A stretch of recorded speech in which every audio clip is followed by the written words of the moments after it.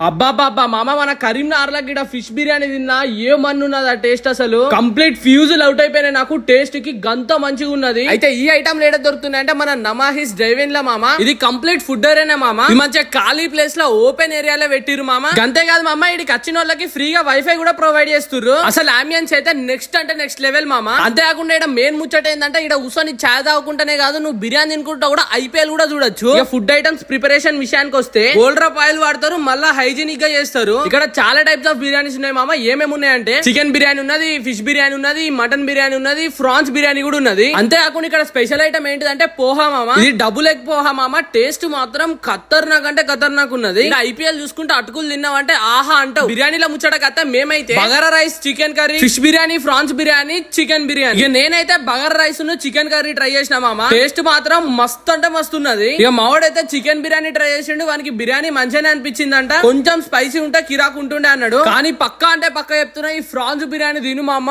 ఏమన్నా టేస్ట్ అసలు ఖతర్నాక్ అంటే ఖతర్నాక్. తిన్నాక మాటలు రాలే అంటే అర్థం చేసుకో. అట్లనే ఈ ఫిష్ బిర్యానీ కూడా మామూలుగా లేదు అసలు. గింత హైప్ ఇస్తున్నా అంటే అర్థం చేసుకో మామ. టేస్ట్ ఎంత మంచిగా ఉన్నాయో. మరి మన నమాహిస్ డ్రైవింగ్ కి జల్దీ విజిట్ అయిపో మామ. వీళ్ళ ఎగ్జాక్ట్ అడ్రస్ వచ్చేసి మన కొత్త డిమార్ట్ కి ఆపోజిట్ లోనే ఉంటది మామ. అదే ఎన్టీఆర్ స్టాచ్యూ దగ్గర. సో మరి నేను ఉంటాం మళ్ళా. బాయ్.